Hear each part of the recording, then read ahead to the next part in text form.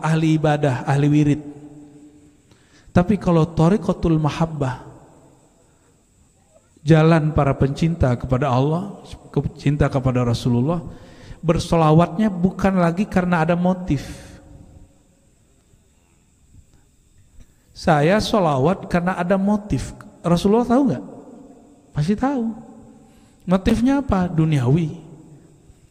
Itu dia sedang menurunkan nur solawatnya, yang nur itu harusnya kekal sampai ke surga, itu berhenti di sini. Nurnya padam di sini. Maka mohon maaf, di ribat tidak ada solawat banyakin duit, itu nggak ada. Ya, Anda salah alamat. Solawat naik pangkat nggak ada. Tapi solawat yang membuat Anda kenal kepada yang ngasih Anda duit itu, yang Anda kenal kepada zat yang menaikkan pangkat dan memberi rezeki Anda, insya Allah itu ada. Ya, pilih mana? Dan pengalaman kami, solawat untuk rezeki, solawat untuk ini itu bikin lelah dan bikin capek. Beragama itu capek. Ya, maka banyak orang nanya kepada kami, kok bertorikot tuh capek ya? Sorry, itu bukan torikoh tasawuf. Torikoh sufi, torikoh cinta. Mereka sholawat tanpa pamrih. Mereka sholawat betul-betul karena rindu kepada Nabi Muhammad SAW. Ya, saya nelfon Bang Dik, puji-puji Bang Dik. Ternyata mau minjem duit.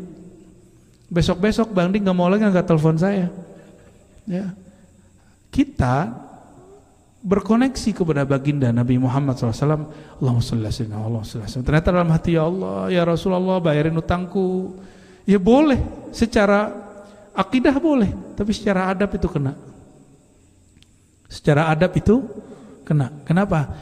Apa kurang cukup janji Nabi Muhammad SAW? Satu sholawat Allah memberi kamu 10 rahmat, kurang.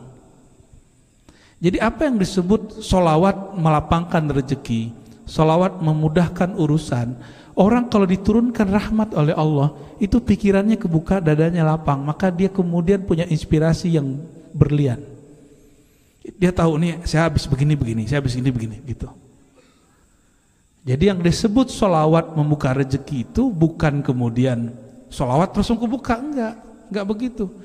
Dia diberikan ketenangan, orang tenang, diizinkan Allah membaca peluang-peluang hidup dengan baik. Ya, jadi kita mengamalkan sholawat karena kita merindu Nabi Muhammad SAW. Maka saya menyebut assalatu wassalamu alaika ya abati ya Rasulullah, itu sholawat kerinduan. Sholawatu syauqiyah, as-salatu syauqiyah, sholawat rindu kepada Nabi Muhammad SAW. Ya, sebenarnya Nabi Muhammad tidak pernah jauh, cuma kita yang sering menjauh. Nabi Muhammad pernah jauh nggak? Nabi Muhammad SAW nurnya di mana-mana. Ya, tanpa nurnya kita nggak bisa ngumpul malam ini. Maka orang yang kenal nur Nabi Muhammad SAW, dia nggak minta-minta lagi mimpi, karena nurnya sudah bersama dia. Orang yang sudah kenal Allah nggak minta lagi apa-apa yang aneh-aneh. Ya, karena Allah itu tahu kebutuhan kita sebelum kita ada. Nah, tugas kita sebagai hamba apa? Kerjain. Ya, tugasnya sebagai hamba lakukan dan tunggulah kebahagiaan Allah kasih. Ya, ingin bahagia, tipsnya ini pengajian kita simpulkan sederhana aja. Jika ingin bahagia, habiskan ambisimu dalam keinginan Allah.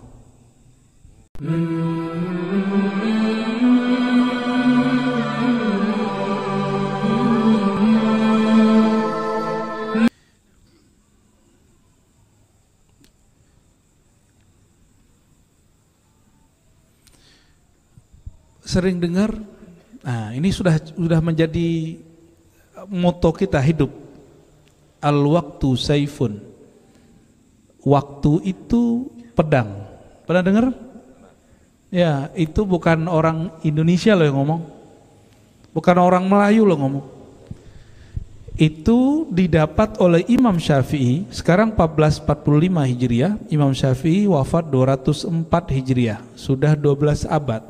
Apa kata Imam Syafi'i? Ya, akhastu minas sufiyah, aku belajar dari sufi 2 kalimat saja, dan itu cukup sampai mati.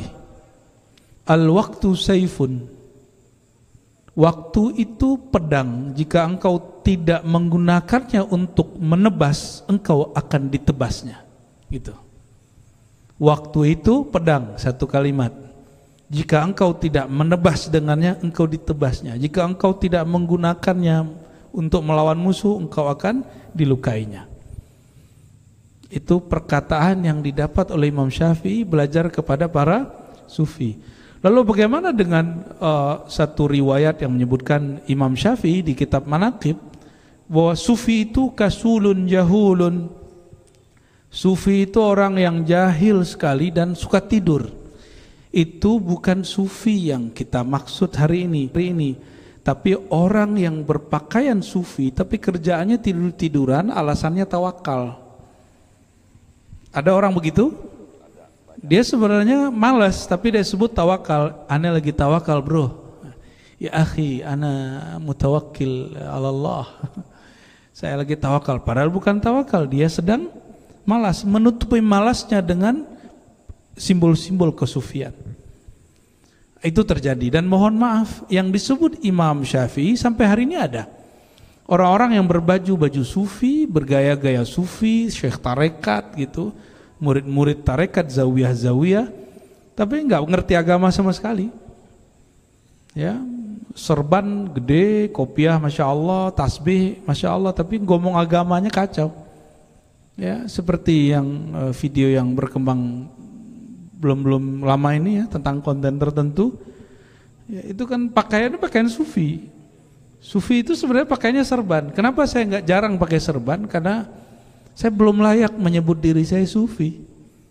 Nanti ada masanya kita pakai serban ya. Ini kopiah sudah lama, dulu dikasih hadiah sama calon bupati ini, wakil bupati ini.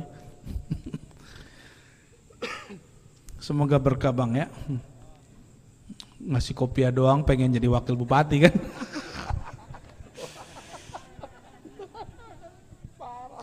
Maaf Bang ya. Maaf Bang canda. Viral lagi nih. Ada waktu, ada dahru. Ad-dahru ada al-waktu. Apa beda ad-dahr? Ad-dahr itu sifat atau perbuatan Allah. Maka Allah menyebut dirinya anad-dahru, akulah sang waktu. Ada al-waqt, waktu kecil yang parsial. Waktu itu bukan jam. Jam itu hanya menunjukkan waktu. Waktu itu setiap nafas yang ditarik, keluar, itulah waktu kita. Ya, itu waktu kita Bang Dik. Maka kata Imam Syafi'i, waktu itu pedang, kamu ngambil nafas. Jika engkau tidak ingat Allah, maka engkau akan dimurka oleh Allah Subhanahu wa taala. Nah, mau begitu? Ya, ingin bahagia, nafasnya diisi dengan nama Allah.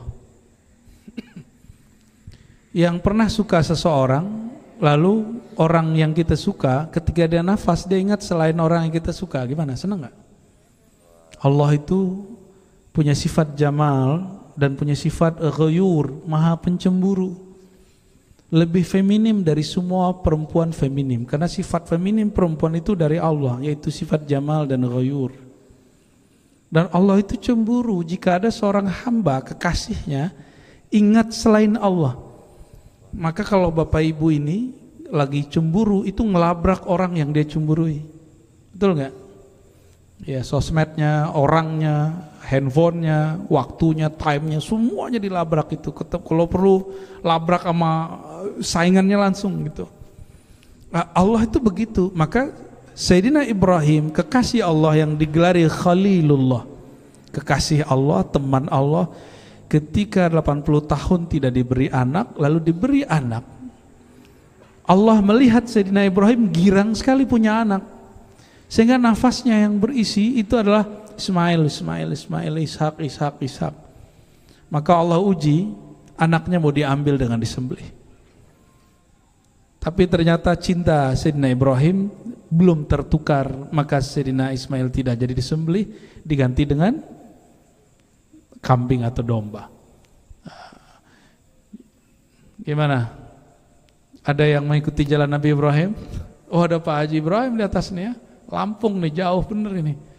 Ya, gelap-gelap ternyata ada orang Lampung di situ. Hati-hati Pak Haji, itu ada orang di atas. Oke, oleh karena itu Bapak Ibu, hari ini banyak teman-teman saya ngaku ikut ajaran salafus soleh, lalu membawa nama Imam Syafi'i sebagai imam salaf untuk membantah atau membatalkan ilmu tasawuf atau membenci sufi, dan itu takzibun wa ikhtira'un 'alal imam, ya.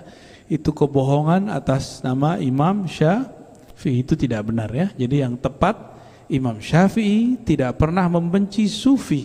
Justru dia mengambil 2 kalimat dan dia pakai sampai mati. Itu yang saya sering ceritakan. Imam Syafi'i hijrah ke Mesir hanya 4 tahun, tapi setahun itu beliau khatam 1000 kali Quran. 4 tahun 4000 kali khatam. Sehingga ketika anaknya gelisah, beliau hendak wafat, sakaratul maut, putrinya dicolek sama Imam Syafi'i, wahai putriku, kenapa engkau gelisah? Engkau takut aku tinggal? Tidak usah khawatir, sepeninggalku tempat ini akan diberkahi. Kenapa? Aku khatam Quran di sini lebih dari 4000 kali. Cuma 4 tahun khatam Quran berapa kali Imam Syafi'i? 4000. Berarti setahunnya 1000. Ini Quran bulan puasa khatam nggak? Yakin? Ya, orang-orang kayak gitu mau coba-coba gaya-gayaan, pakai nama Imam Syafi'i. Ya, kita nggak pantas ya.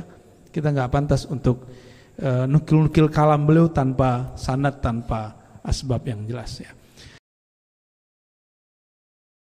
Lebih memudahkan. Bismillahirrahmanirrahim. Qal ihalatuk. Engkau mencoba menunda-nunda. Untuk apa? Al-a'mal, beramal. Contohnya gini, nanti aja deh kalau udah tua saya ngaji, nanti aja deh kalau pensiun, nanti deh kalau saya anak udah gede saya bakal ikut ngaji. Atau mas-mas ini ngomong gini, ntar kalau saya sudah kaya baru saya ngaji. Gak kaya-kaya, gak ngaji dong. Tapi saya menyaksikan ada orang diberikan kaya oleh Allah dan sampai sekarang dia nggak ngaji-ngaji. Kenapa? Karena rasa kaya itu nggak pernah dia dapat. Padahal dia sudah kaya. Dalam pandangan mata kita dia sudah kaya. Ya, jadi kalau sudah punya niat beramal, jangan ditunda. Ihalatukal a'mal ala wujudil faragh. Kamu masih menunda-nunda waktu sampai datang waktu luang, ya, itu tanda ra'unatin nafs, indikator bahwa jiwamu masih kacau. Kalau bahasa lainnya, tanda kamu belum dewasa. Ya, di Quran, fa idza faraghta fansab. Itu surat apa? Surat Alam Asy-Syura. Apabila engkau selesai, langsung ambil tugas yang baru. Gitu maksudnya. Jangan tunda-tunda.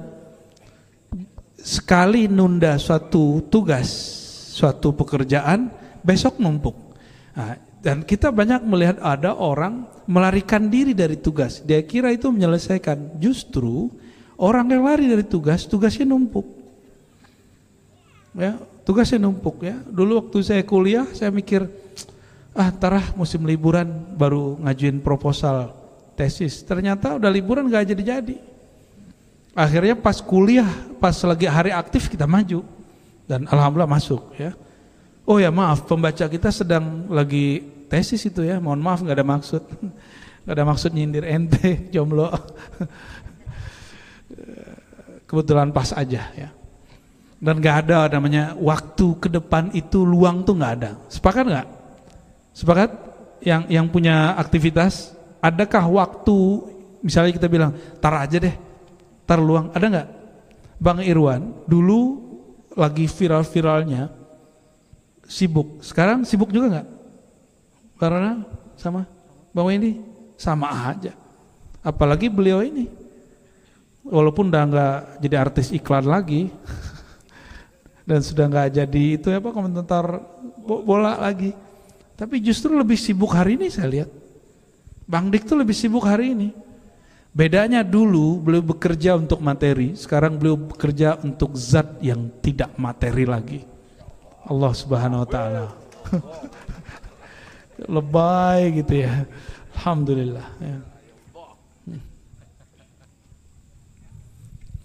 Jadi orang bisa berbuat untuk orang lain itu jangan nunggu kaya. Enggak punya apa-apa senyum. Tapi jangan senyum-senyum sendiri. Ya, ini banyak yang senyum-senyum sendiri nih teman-teman Bang Ronald yang gagal ke Senayan, ini banyak yang senyum-senyum sendiri sekarang. Ya, kita curiga tuh.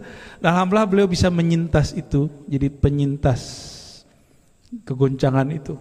Alhamdulillah. Ya, kenapa? Wajar karena dia nggak terlalu banyak balihonya. Kalau balihonya banyak stres juga itu. Alhamdulillah ya. Salah satu ajaran berat dari guru saya adalah dibully di saat kita senang dipuji. Tapi saya bersyukur kepada Allah, beliau membuli sekian lama, teman-temannya bully kita sekian lama, sehingga kita kemudian terima buliannya dan kita nggak tolak. Oh ya juga ya, kayaknya yang dia katakan ini benar deh. Ternyata itu thariqah Imam Ghazali. Kata Imam Ghazali, kamu mungkin tidak akan ketemu orang yang menegurmu itu yang namanya mursyid, enggak. Tapi orang yang menegurmu, yang akan meluruskan hatimu, itu namanya musuh orang yang iri dengki kepadamu. Jadi kata Imam Ghazali, jangan-jangan orang yang paling ngerti kamu adalah musuhmu sendiri. Orang yang paling ngerti busuk hatimu, kurangmu adalah orang yang iri dengki denganmu. Maka bersyukurlah kalau ada orang membeberkan aib kita. Apa itu goblok? Itu misalnya, oh ya saya goblok, saya bodoh, gitu aja selesai. Ya, apa itu dia sok-sok pinter? Cukup katakan, oh ya mungkin kita gayanya, gimmicknya masih sok-sok pinter. Itu semacam sinyal dari Allah SWT. Kita itu jangan kemudian milih-milih untuk dinasihati. Jangan-jangan nasihat dari musuh lebih baik daripada nasihat dari orang terdekat. Ya. Tapi tenang ya. Mungkin kita berpikir begini. Kenapa yang ditampilkan di sosial media selalu yang baik-baik dan sempurna? Benar nggak? Karena kita takut kalau kita tampilkan yang tidak sempurna, orang meninggalkan kita, begitu nggak? Ya, jadi kalau ngelihat foto teman di sosial media itu harus didiskon sekian persen itu.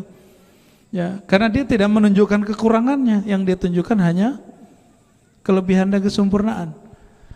Kenapa? Itu mohon maaf, itu bagian dari penyakit ra'unatin nafs. Nih hati-hati. Mulai kurangi posting diri ya. Hati-hati, posting perjalanan kemana, kurang-kurangi dulu. Ya, maksud saya ngomong gini apa? Tidak semua orang dapat seperti kamu. Kalau dia ada orang yang lihat, dia pengen ke sana tapi belum pernah ke sana, itu rasanya gimana coba? Coba bantu mereka ya, jaga-jaga hati mereka, nggak bisa itu. Ya.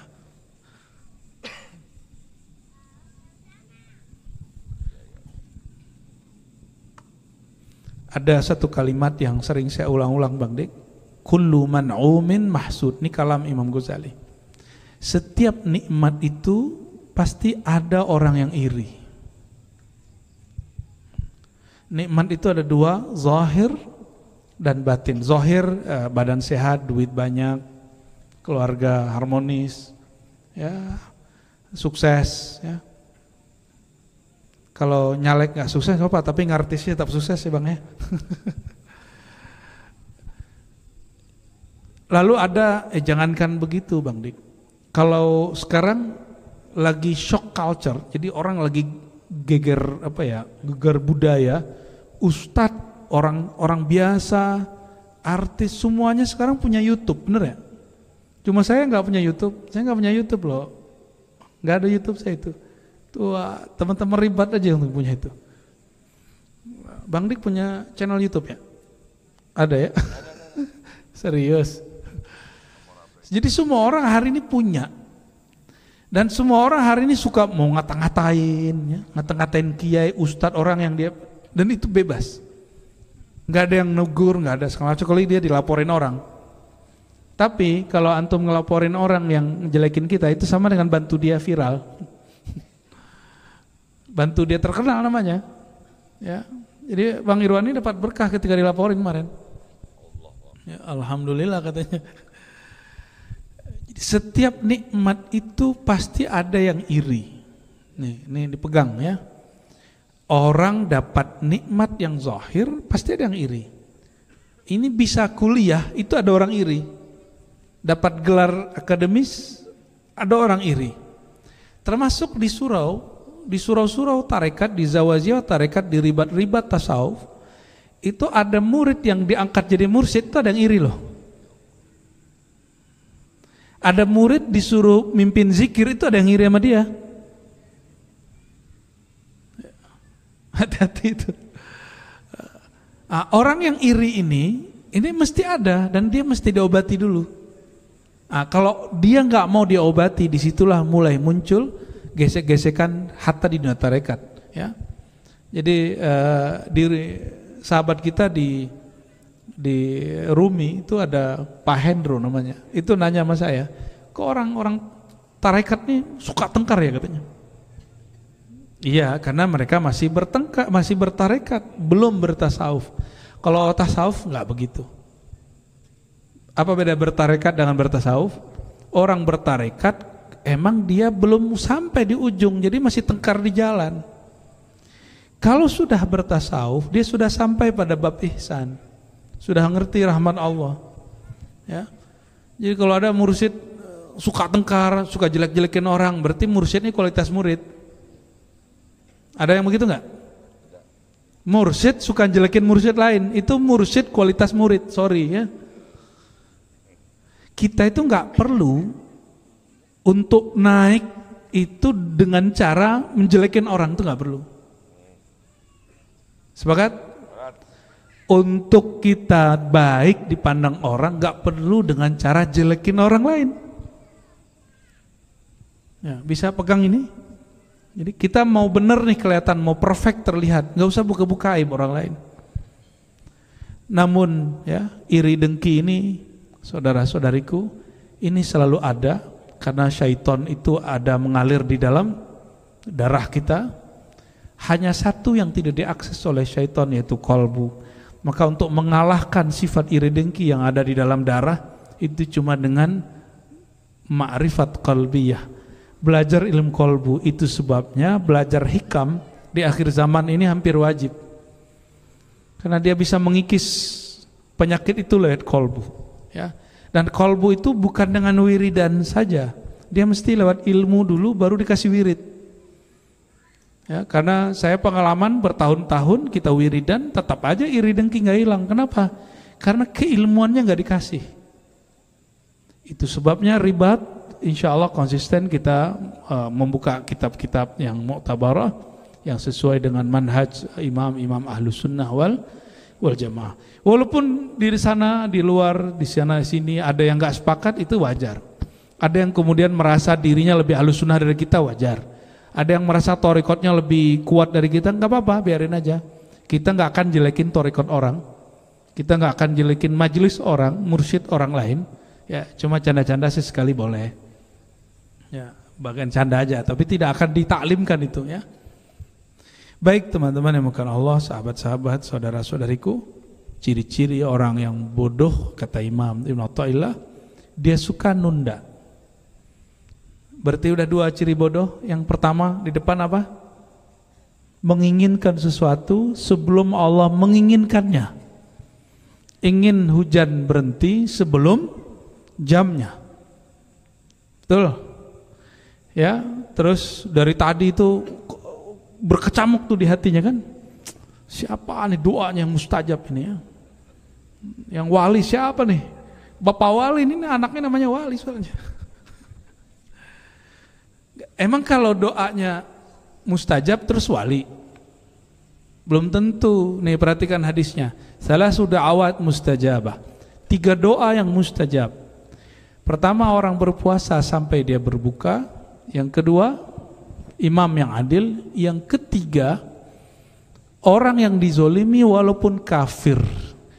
Maka tidak ada jaminan orang yang diterima doanya itu orang baik. Karena dari 3 tadi ada 1, 30%, 30-an persen itu belum tentu benar. Itu belum tentu benar ya. Maka saudara-saudari karena Allah, jangan GR kalau kita doanya mustajab. Barsisa doanya mustajab enggak? 500 tahun Barsisa itu tidak pernah didoa dan doanya meleset, itu enggak pernah. Tapi si Barsisa setiap kali doanya oke, dia ngomong gini, tuh kan kalau gue yang doa beres kan? Ya gitu si Barsisa kalau ngomong.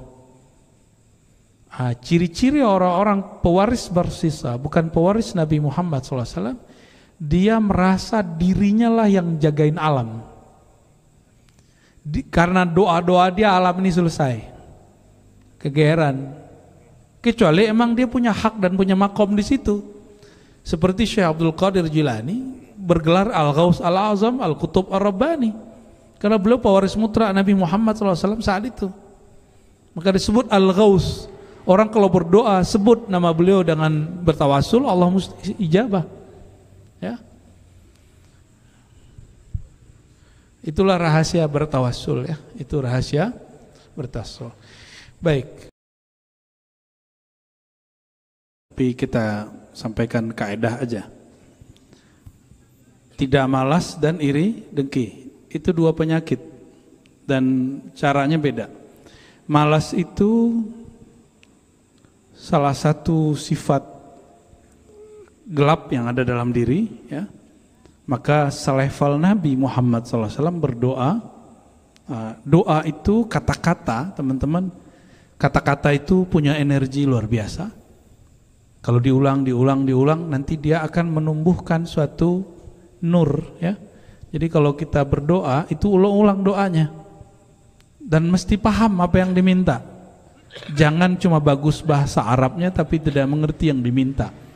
Berarti kita kosong, khayalannya nggak jelas. Maka berdoalah engkau mengerti yang engkau minta dan mengerti kepada siapa meminta. Nah, Nabi SAW untuk menyembuhkan sifat malas mengadu kepada Allah SWT, lalu berdoa setiap akhir sebelum Assalamualaikum dalam sholat. Beliau berdoa, Allahumma inni a'udzubika minal jubni wal bukhl ya, wa minal kasal ya. Nabi itu berdoa supaya Allah jaga dari al-kasal, daripada malas. Udah pernah doa belum? Supaya Allah lindungi dari sifat malas. Udah pernah doa? Enggak pernah? Pantesan enggak tahajud dari dulu ya. Pantesan tahajudnya putus-putus, zikir pagi sorenya putus-putus, datang ke majelisnya sekali sebulan. Kenapa? Karena sifat malas itu tidak dita'awuzkan, tidak dimintakan kepada Allah agar itu dijaga dari kita. Selevel Nabi berdoa berlindung kepada Allah dari sifat malas, karena malas itu ada syaitannya, ada bad spiritnya.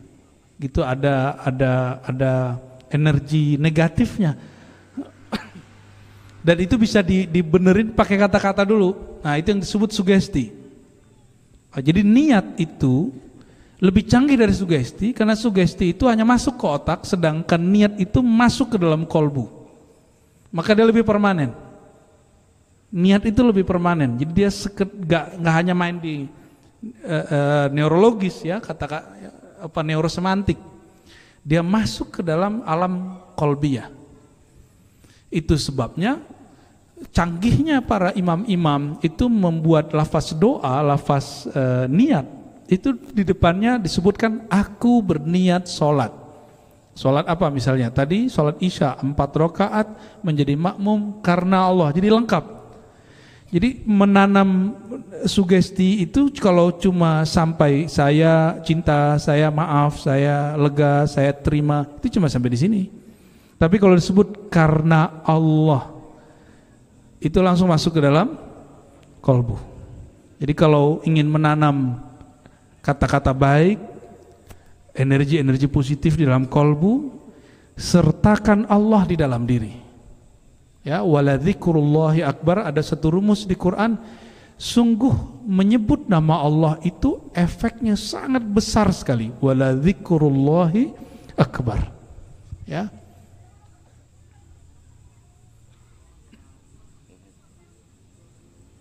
Satu kali Nabi Musa minta, ya Allah kasih aku dong zikir yang spesial, yang gak dikasih sama yang lain. Dikasihnya sama seperti orang awam. Apa zikirnya? Zikir yang Bang Dik sudah hafal dari kecil. La ilaha illallah. Nabi Musa protes, ya Allah ini mah anak awam juga ngerti. Apa jawaban Allah? Hei Musa, kamu lihat langit, kamu lihat bumi, coba perhatikan, aku timbang la ilaha illallah dengan langit dan bumi, mana yang berat? Lebih berat la ilaha illallah, karena ada lafaz Allah. Maka kolbu yang diisi dengan lafaz Allah, Allah itu kolbunya kualitasnya berat, dia sangat berkualitas. Itu sebabnya ngaji hikam bukan ngaji hafalan, dia ngaji kolbu. Nah, kalau mau ngaji hikam, mau jadi guru hikam nih teman-teman pendakwah, santri, dai atau mahasiswa, bukan dengan pintar baca kitab. Kitab oke, kalau kita kan bisa diterjemahin. Ya, itu harus latihan kolbu dan harus latihan zikir Allah. Ya, diulang, sehingga nama Allah itu betul-betul menguasai kolbu kita. Ya, minimal nama Allah dulu. Jadi cara menghapus malas, pertama berdoa, yang kedua nyebut nama Allah. Ya. Dan itu sama dengan memperbaiki iri dengki. Tapi iri dengki ada tambahan satu. Orang iri karena dia berburuk sangka bukan kepada si makhluk yang dapat nikmat, tapi kepada Allah yang memberi nikmat. Itu sebabnya orang yang iri dengki itu secara hakikat disebut kafirun billahil azim. Walaupun secara syariat tidak kafir, dia nggak perlu ulang syahadat. Tapi secara hakikat Allah memandang orang itu kafir. Kenapa? Orang yang iri dengki contohnya gini, masa sih dia yang dapat, kan aku yang usaha. Ya. Masa sih dia yang sukses, kan aku yang dapat. Masa dia yang dipromosikan, kan aku yang kerja. Ya. Masa dia yang viral, aku tidak gitu. Ada kalimat-kalimat begitu. Orang-orang ini berarti sedang berprasangka kepada Allah. Teman-teman semua, sukakah, senangkah kalau ada orang buruk sangka sama kita? Senang nggak? Senang nggak? Nggak, pasti nggak senang. Halo, senang ada orang buruk sangka sama kita? Tidak. Marah nggak sama orang yang buruk sangka sama kita? Ya, yang suka kemudian naruh pikiran negatif sama kita, senang nggak sama orang itu? Jadi orang yang mengatakan, kok dia sih bukan aku? Nah, orang ini iri dengki, dia sedang menyatakan permusuhan dengan Allah Subhanahu wa taala. Jadi hati-hati ya. Jadi seandainya sukses Bang Irwan ya, undang-undang Bang Dik ya. Kalau enggak sukses juga jangan kemudian gantung diri ya. Ya gantung sepatu aja enggak apa-apa. Ya. Insyaallah Bu. Hanya menyampaikan waktu saya nonton YouTube-nya Buya, dia mergokin gitu, jadi dia bilang Buya wali, jadi terusin aja ngajinya. Tapi saya nonton YouTube Buya, yang kenal wali kan wali, berarti dia juga wali gitu. Wali Rajab. Okay. Wali Rajab.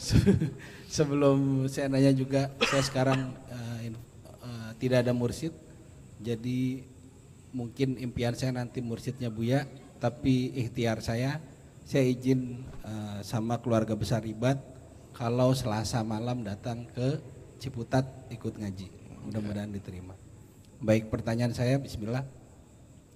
Tadi Buya waktu hikmah pertama bilang bahwa kalau waktunya belum khusyuk dari Allah berarti belum.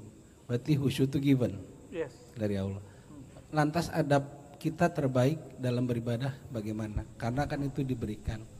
Sama kajian ini mengingatkan saya yang diajarin ayah saya yang nggak ngerti-ngerti sampai sekarang, itu tersirat ada isyarat. Mungkin Buya bisa jabarkan sedikit. Luar biasa. Mohon maaf Bu ya, kalau saya sul adab jadi banyak pertanyaan. Assalamualaikum warahmatullahi wabarakatuh. Ya, tepuk tangan buat Fajar. Pertanyaannya dalam nih, pasti rumahnya punya sumur. Penanya tetap. Oh. Baik Bang Fajar, salam balik buat beliau Bang Reza ya. Semoga yang dikatakannya lebih baik pada diri kita daripada yang Allah bayangkan, dan orang-orang bayangkan, amin ya. Jadi kalau ada orang menceritakan baik tentang kita, ada tipsnya, ada adabnya. Jangan GR, jangan merasa diri kita sesuatu, tapi cukup katakan Allahumma ja'alni khairan mimma yazunnun. Ya Allah, jadikan aku lebih baik dari yang dibayangkan orang-orang itu ya. Kenapa? Dalam hikam disebutkan orang memujimu karena Allah sedang menghiasimu dengan keindahan nama sifatnya. Seandainya Allah sedang tidak menghiasimu dengan nama-nama yang indah, sifat-sifat yang indah, engkau akan dijelek-jelekin orang. Maka aib kita kebuka. Dan teman-teman, saudara-saudariku, semuanya punya aib enggak? Seandainya Allah buka, kita punya teman enggak? Mungkin teman kita kabur kecuali hanya Allah yang masih dekat. Ya, maka guru, kenapa guru itu tidak lari dari murid, tidak menghindar dari murid setelah tahu aibnya? Karena guru itu ada nurullah di kolbunya, gitu. Ya, makanya guru itu siap nampung ya sifat-sifat buruk muridnya itu. Jadi nggak mudah jadi guru mursyid itu. Dia butuh kekuatan rohani yang sangat kuat sekali, karena si murid selalu bertawasul, kirim Fatihah, dan itu nyedot energi dia. Kita ngajar aja capek. Ya, kayak Bang Ronald ini ngelucu aja capek loh. Itu butuh energi nggak Bang? Sangat butuh energi, butuh kecerdasan tertentu bikin orang ketawa itu. Apalagi untuk bikin orang nangis. Apalagi bikin orang tersentuh dengan kalimat yang tadinya sulit dibayangkan hikam ini didengar oleh orang-orang yang nggak ngaji kitab. Kebayang nggak dulu? Ya, yang nggak pernah ngaji kitab, tapi bisa menikmati kitab hikam, itu kebayang nggak dulu? Enggak, itu nikmat besar dari Allah SWT ya. Jadi pertanyaannya tadi tentang khusyuk, apa khusyuk given? Betul. Khusyuk itu pemberian dari Allah setelah orang diberi sesuatu sebelum khusyuk. Namanya ma'rifah. Orang kalau diberi ma'rifat, ma'rifat itu pengetahuan tentang yang disembah, maka dia langsung dapat nikmat berikutnya, yaitu khusyuk. Khusyuk itu terjemahan bebasnya sifat hormat dan sikap hormat dan respek kepada yang disembah. Kalau Bang Fajar nggak kenal sama seseorang, kita nggak respect loh sama dia, nggak sapa dia, kita cuek aja. Coba kalau kenal sama seseorang, gimana? Ya, pernah datang ke suatu tempat dan mereka tidak menghargai kita, orang-orang nggak menghargai kita, kenapa? Bukan salah dia, emang kitanya nggak dikenal di situ, gitu. Ya, awal-awal saya ceramah Bang Dik, umur masih 20 tahun, saya udah ceramah, ya. Saya udah ceramah 20 tahun kan masih kuliah S1. Itu datang ke masjid, pengurusnya bilang, kamu siapa? Karena kita duduk di tempat khotib itu. Loh, kok nanya Pak? Gitu, dalam hati saya gitu. Emang dia nggak tahu kalau dia dulu minta jadwal saya? Ya karena wajah kita tirus, badan kurus, sekarang-karangnya udah berisi badannya. Ya, jadi dia nggak percaya. Emang kamu siapa? Ada lagi satu tempat, saya diutus kiai, nah itu umur udah 22, udah tamat S1, kajian hadis sudah tamat waktu itu. Dikirim ke satu tempat, beliau nggak bisa ngisi. Lalu ketika saya datang, pengurusnya ngomong, oh ini calon dakwah yang dikirim, calon pendakwah yang dikirim sama kiai. Ngomongnya gitu, nih calon pendakwah nih, saya ditunjuk kiri sama dia. Karena dia nggak kenal sama kita. Dan saya terima aja, ya kan. Kita ngikutin kiai, guru kita ngomong apa, kamu pergi kita. Ya. Mau orang ngomong apa, nggak tersinggung, gak usah baper juga. Nggak usah ngomong ini, cukup gua sekali aja kesini gitu. Enggak. Ternyata apa? Abis ngaji, dia minta maaf terus bilang, maaf Ustadz, boleh nggak minggu depan datang lagi ya salam. Tadi bilang kita calon dai. Ya, saya umur 14 sudah khotib Bang Dik. Jadi balik langsung saya jadi khotib. Umur 14 tahun. Ya, udah khutbah, sekampung itu sudah khutbah, alhamdulillah. Ya, jadi sudah bukan calon dai dari umur 20 itu. Tapi itulah kita nggak boleh tersinggung sama orang begitu, memang dia nggak kenal kita. Makanya nggak usah kemudian terbebani, tersiksa sama kata-kata orang yang nggak kenal kita. Karena seandainya dia kenal sama kita, kenal apa dulu nih? Jangan-jangan dia kenal aib kita. Kalau kenal aib antum gimana? Lebih repot loh ya, lebih repot kita. Dan hanya Allah yang maha tahu aib kita dan tidak pernah meninggalkan kita sama sekali. Oke, jadi khusyuk itu given kedua setelah diberikan al-ma'rifah. Maka mustahil khusyuk kalau orang nggak punya ma'rifat. Nih, nggak usah teori macam-macam. Ma'rifat itu nggak usah khusyuk itu tangannya diangkat setinggi apa gitu, tangannya baca nama Allah 1000 kali, nggak usah, norak itu. Itu khusyuk-khusyuan itu. Khusyuk yang zati, yang betul-betul asli, dia nggak dibuat-buat, dia betul-betul respect dari dalam. Karena dia kenal kepada yang disembahnya, maka muncullah sifat hormat namanya khusyuk. Ya, wa fi salatihim khashi'un, ya. Karena mereka kenal kepada Allah yang mereka sembah dalam sholatnya, mereka khusyuk di dalam sholatnya. Ya. Mohon maaf Bang Dik ya, saya husnuzon Bang Dik kan lagi buka lagu janda apa? Janda Jenab. Ya. Bukan karena lagi pengen mengalihkan. Bang Dik ngobrol sama orang itu asik main handphone, perasaannya gimana?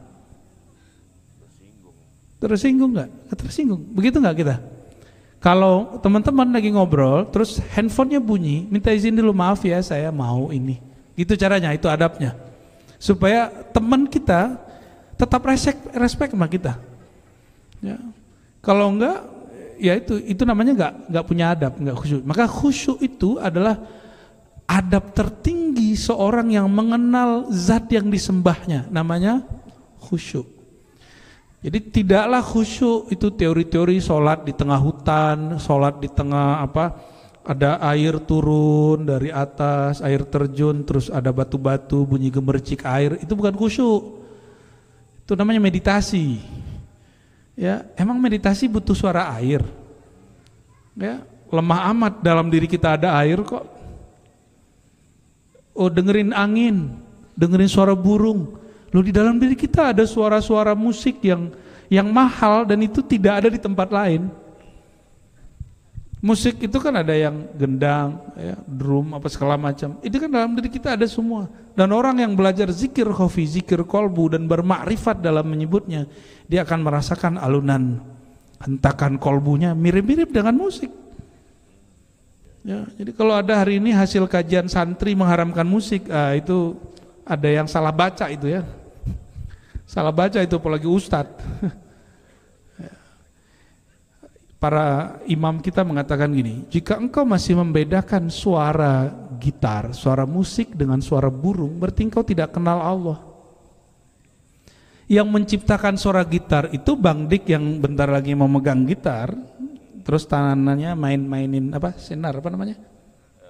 Dawai-dawai. Apakah tangan Bang Dik yang menciptakan suara itu atau Allah yang menciptakannya? Sama gak dengan suara burung? Allah juga yang ciptain. Allah yang ciptain. Bedanya itu nature. Kalau ini kita kreasikan gitu, karya. Ya. Dan lucu sekali ada TV, radio mengharapkan musik, tapi antara acara dengan acara dia ambil rekaman bunyi suara air, suara ya salam. Terjebak dengan definisi dalam pikiran dia sendiri. Ya, itu kekonyolan yang diagamakan ya. Kekonyolan yang diilmiahkan. Tapi apa boleh buat, itu pemahaman mereka, kita nggak boleh paksa juga pemahaman kita. Ya. Bagi saya itu pandangan orang-orang terhijab ya. Bagi saya mah sama aja, mau dengerin musik, mau dengerin suara burung, mau zikir di kamar, mau zikir di hutan, itu sama. Ya, Allah di hutan sama Allah di kamar sama nggak? Ya, untuk cari ketenangan apa perlu berkemah dulu ke Jonggol? Kan nggak perlu. Ya, untuk mencari ketenangan cukup tebar sejadah atau di atas kursi kita duduk santai sebut nama Allah, selesai. Allah itu pernah jauh atau selalu dekat? Lalu untuk apa mencari sumber kebahagiaan jauh-jauh? Nah, kita keluar itu hanya memanjakan fisik, tapi untuk ke Allah itu nggak perlu jauh-jauh. Barangkali gitu ya. Itu Bang Fajar ya. Oke ya. Penanya tetap ini sudah ya. Sebelum ke baginda Nabi Muhammad SAW, Imam Abu Bakar Asy-Syibli, teman dari Al-Hallaj, tapi dia beda sikap dengan Al-Hallaj. Al-Hallaj itu Syekh Siti Jenarnya orang Baghdad. Sedangkan Imam Syibli ini imam yang mabuk, bukan mabuk khamar, tapi mabuk zikir, mabuk ma'rifat. Imam Syibli ketika sakaratul maut, murid-muridnya mentalkinkan zikir la ilaha illallah. Apa kata dia? Saya lagi asik dengan yang punya nama.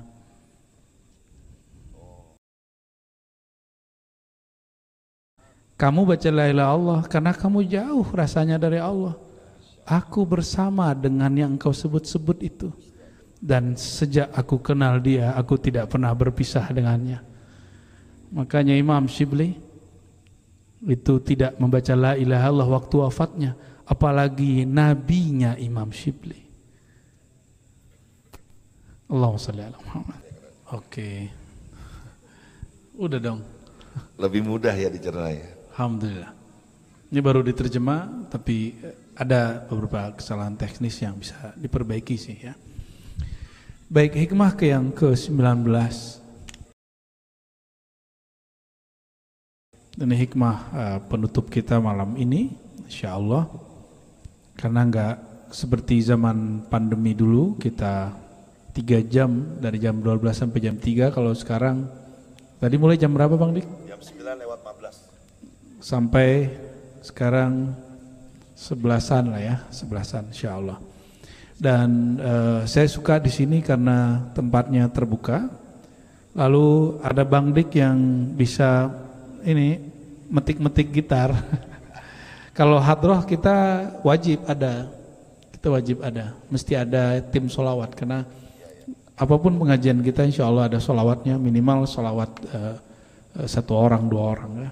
Dan nah, di sini spesialnya ada Bang Dik ahli bid'ah. Ya Allah, saya dipitnah ya Allah. Allahumma shalli ala Muhammad. Lagi-lagi pertanyaannya, ingin bahagia?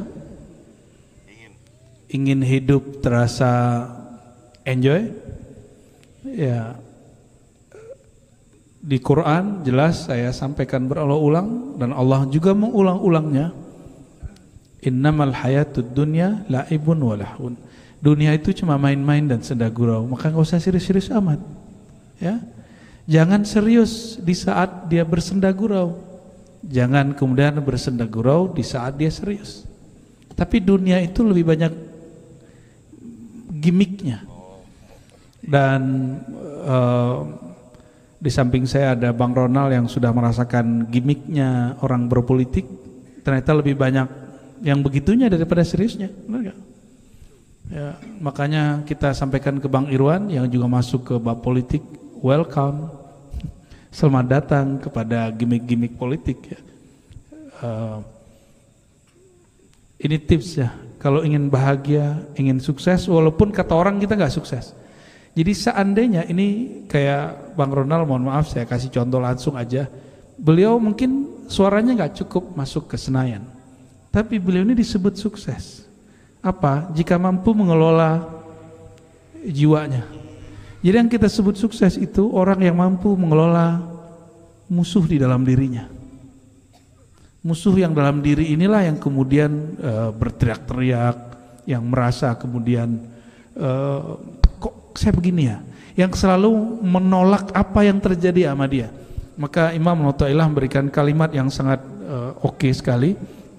La tatlub minhu ayyukhrijaka min halatin. Jangan engkau minta kepada Allah agar mengeluarkan kamu dari satu kondisi kepada kondisi yang lain. Karena kalau Allah mau nggak perlu. Itu siapa? Uhui nggak perlu kampanye jadi. Karena dia sudah dapat jalan itu. Karena dia sudah ya begitulah ya. Fotonya juga nggak kayak caleg. Ya jadi kalau emang Allah mau selesai. Tapi kalau Allah nggak mau, kita mau nyundul langit 7 hari, 7 malam, 7 bulan, 7 tahun itu nggak bisa. Ya. Falau aradaka lasta'malaka min ghairi ikhraj. Kalau Allah mau untuk memberimu satu keadaan yang baik, Allah tidak perlu mengeluarkan kamu dari kondisi yang sebelumnya. Engkau akan merasakan kebaikan itu tanpa perlu keluar dari kondisi sebelumnya. Maka kepada orang yang bersolawat ingin mengganti berubah nasib, tunggu dulu. Solawat itu terlalu hina untuk merubah nasib. Ini kalau ngaji hikam ya. Saya nggak ngomong ilmu hikmah. Kalau ilmu hikmah benar begitu. Pengen hidup senang, baca solawat. Pengen hidup nggak susah, solawat. Pengen rezeki lancar, solawat. Itu versi ya ilmu hikmah lah. Kalau oleh Imam Najmuddin Al-Kubra disebut Thariqatul Abidin, thariqat ahli ibadah, ahli wirid. Tapi kalau thariqatul mahabbah, jalan para pencinta kepada Allah, cinta kepada Rasulullah, bersolawatnya bukan lagi karena ada motif. Saya solawat karena ada motif. Rasulullah tahu nggak? Pasti tahu. Motifnya apa? Duniawi. Itu dia sedang menurunkan nur solawatnya, yang nur itu harusnya kekal sampai ke surga, itu berhenti di sini. Nurnya padam di sini. Maka mohon maaf, di ribat tidak ada solawat banyakin duit, nggak ada. Ya, Anda salah alamat. Solawat naik pangkat nggak ada. Tapi solawat yang membuat Anda kenal kepada yang ngasih Anda duit itu, yang Anda kenal kepada zat yang menaikkan pangkat dan memberi rezeki Anda. Insya Allah itu ada. Ya, pilih mana? Dan pengalaman kami, solawat untuk rezeki, solawat untuk ini itu bikin lelah dan bikin capek. Beragama itu capek. Ya, maka banyak orang nanya kepada kami, kok bertorikot itu capek ya? Sorry, itu bukan torikoh tasawuf. Thariqah sufi, thariqah cinta. Mereka sholawat tanpa pamrih. Mereka sholawat betul-betul karena rindu kepada Nabi Muhammad SAW. Ya, saya nelfon Bang Dik, puji-puji Bang Dik. Ternyata mau minjem duit. Besok-besok Bang Dik nggak mau lagi angkat telepon saya. Ya, kita berkoneksi kepada baginda Nabi Muhammad SAW. Allahumma sholli ala sayyidina Muhammad. Ternyata dalam hati, ya Allah, ya Rasulullah, bayarin utangku. Ya boleh, secara akidah boleh, tapi secara adab itu kena. Secara adab itu kena. Kenapa? Apa kurang cukup janji Nabi Muhammad SAW? 1 sholawat Allah memberi kamu 10 rahmat, kurang. Jadi apa yang disebut sholawat melapangkan rezeki, sholawat memudahkan urusan, orang kalau diturunkan rahmat oleh Allah, itu pikirannya kebuka, dadanya lapang, maka dia kemudian punya inspirasi yang berlian. Dia tahu nih, saya habis begini, saya habis ini begini, gitu. Jadi yang disebut sholawat membuka rezeki itu bukan kemudian sholawat langsung kebuka, enggak begitu. Dia diberikan ketenangan, orang tenang, diizinkan Allah membaca peluang-peluang hidup dengan baik. Ya. Jadi mohon maaf ya, wirid-wirid kita di ribat, alhamdulillah kita lengkap Bang Dik. Semua ijazah sholawat ini para ustadz guru di ribat punya semua. Kitab-kitab sholawat untuk wirid ini, tapi kita nggak ijazahin yang begitu-gitu. Ya, kita mengamalkan sholawat karena kita merindu Nabi Muhammad SAW. Maka saya menyebut assalatu wassalamu alaika ya abati ya Rasulullah, itu sholawat kerinduan. Salawatu syauqiyah, as-salatu syauqiyah, salawat rindu kepada Nabi Muhammad sallallahu alaihi wasallam, ya. Sebenarnya Nabi Muhammad tidak pernah jauh, cuma kita yang sering menjauh. Nabi Muhammad pernah jauh enggak? Nabi Muhammad SAW nurnya di mana-mana. Ya, tanpa nurnya kita nggak bisa ngumpul malam ini. Maka orang yang kenal nur Nabi Muhammad SAW, dia nggak minta-minta lagi mimpi, karena nurnya sudah bersama dia. Orang yang sudah kenal Allah nggak minta lagi apa-apa yang aneh-aneh, ya, karena Allah itu tahu kebutuhan kita sebelum kita ada. Nah, tugas kita sebagai hamba apa, kerjain, ya. Tugasnya sebagai hamba lakukan, dan tunggulah kebahagiaan Allah kasih. Ya. Ingin bahagia, tipsnya ini pengajian kita simpulkan sederhana aja. Jika ingin bahagia, habiskan ambisimu dalam keinginan Allah. Bukan berarti tidak punya cita-cita, tapi cita-citanya harus beriringan dengan takdir alam semesta, keinginan Allah SWT. Jadi takdir itu bukan seperti yang dikatakan oleh salah satu ustadz yang mu'alaf, lalu dia soal ngajarin takdir. Apa kata dia? Takdir itu kalau kamu sudah nggak sanggup berusaha, itu namanya takdir. Itu pemikiran saya waktu SD, dan itu diajarkan secara terbuka, didaurahkan. Itu bukan takdir bro, ya. Ente ngaji lagi, nyantri dulu lah sebelum jadi ustadz, ya kan? Takdir itu dalam ajaran Nabi Muhammad SAW, ajaran Ahlus Sunnah yang kita sebut hari ini, 1 detik yang berlalu itu takdir. Pernah mengusahakan 1 detik? Enggak. Takdir itu bukan yang enggak kita sanggup lagi baru takdir. Berarti ada dua yang berkehendak. Kita berkehendak, kalau kita udah nggak sanggup, baru Allah berkehendak. Berarti ada 2 pengendali di alam semesta, bahkan lebih. Berapa orang hadir malam ini saingan-saingan Tuhan semua ini. Ya, kalau antum sudah nggak sanggup, baru Allah berkehendak, baru itu takdir. Ini ajaran dia nih.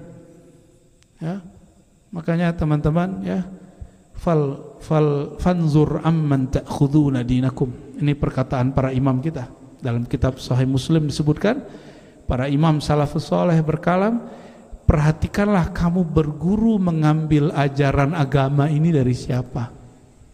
Ya, maka bukan viral yang kita cari, bukan dia hebat terkenal atau gelarnya, enggak, tapi dia bersanad bersilsilah kepada Nabi Muhammad sallallahu alaihi wasallam. Maka saudara-saudariku mulakan Allah, jika saya dan antum semua mampu menyelaraskan kehendak kita dengan kehendak Allah, ambisi kita lebur dalam kudrat iradat Allah, saya sampaikan siap-siap bahagia.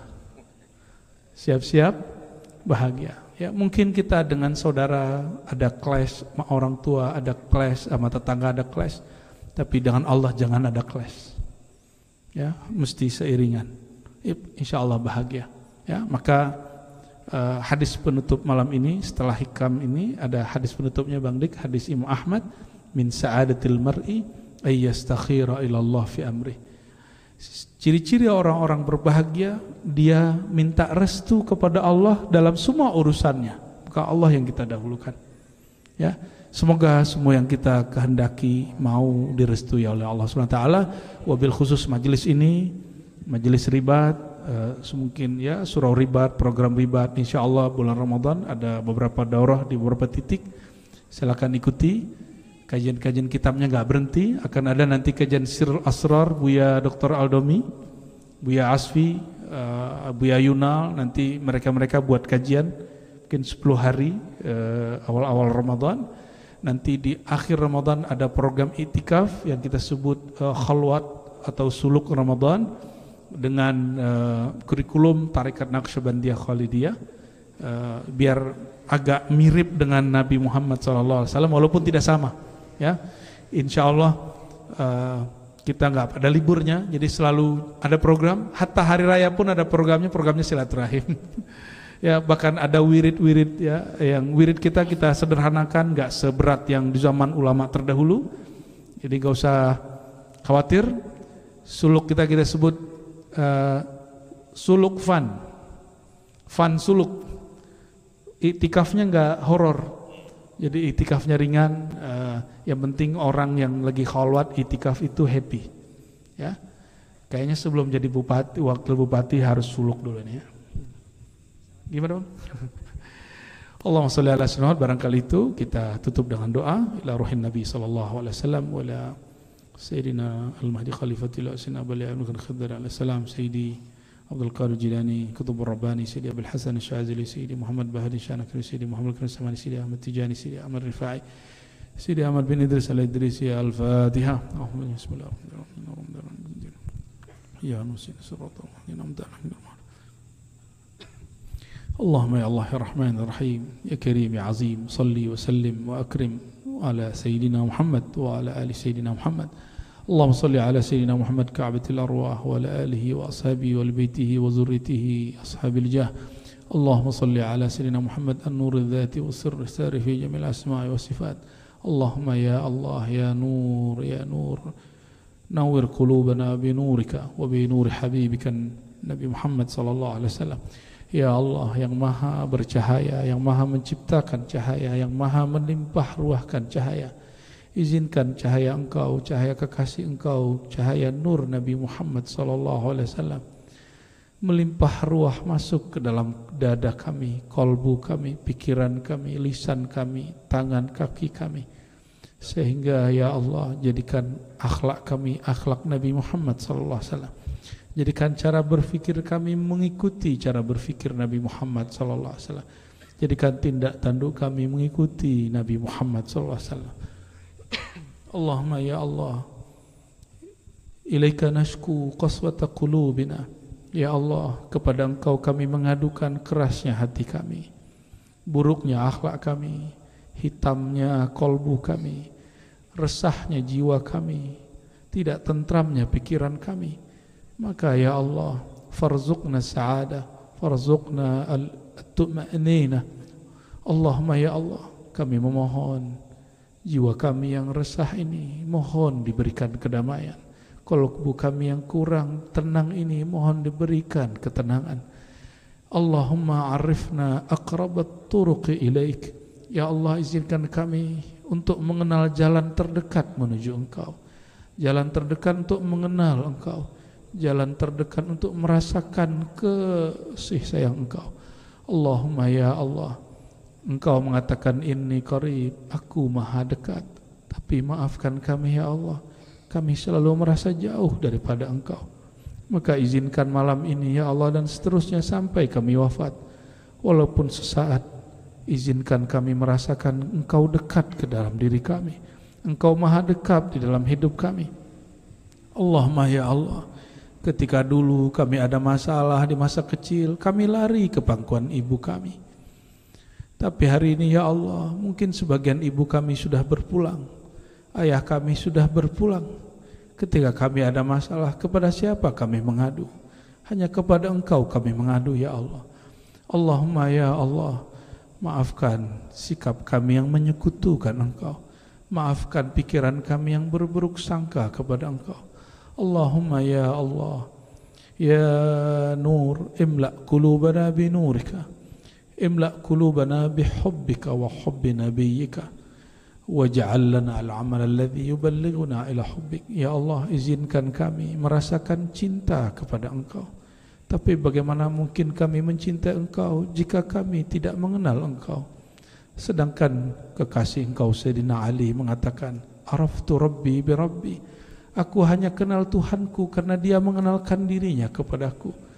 Maka izinkan kami ya Allah, izinkan kami untuk mengenal Engkau, dan izinkan hidup kami Engkau mengenalkan dirimu kepada kami.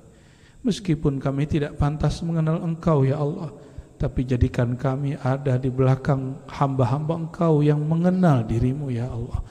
Allahumma ya Allah, kami percaya kepada takdir ya Allah, tapi kepercayaan ini kadang-kadang tidak kami terapkan dalam hidup kami ya Allah, sehingga ketika ada suatu kejadian di luar kehendak kami, kami sering melawan kehendak Engkau ya Allah, sehingga kami gelisah lagi ya Allah.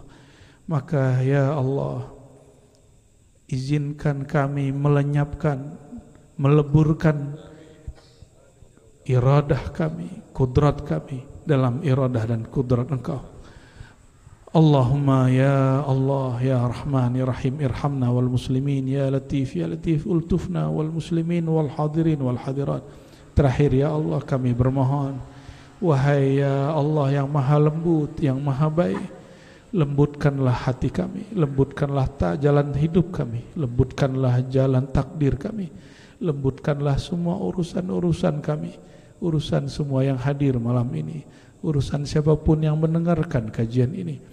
Lembutkan hati kami, ubahlah jiwa kami yang tadinya keras, gelap menjadi lembut dengan lutufmu, dengan rahmahmu. Amin ya rabbal alamin. Rabbana atina fid dunya hasanah wa fil akhirati hasanah wa qina adzabannar. Ya Allah, berikan kami kebahagiaan di dunia dengan mengenal Engkau, mengenal Rasulmu, dekat dengan kekasihmu, dan izinkan kami mendapatkan kebahagiaan di akhirat dengan memandang wajahmu, membersamai nabimu, dan membersamai para kekasihmu. Sallallahu ala sayyidina Muhammad wa ala alihi wa ashabihi wa li baitihi wa dhurriyyati jama'in. Walhamdulillahi rabbil alamin.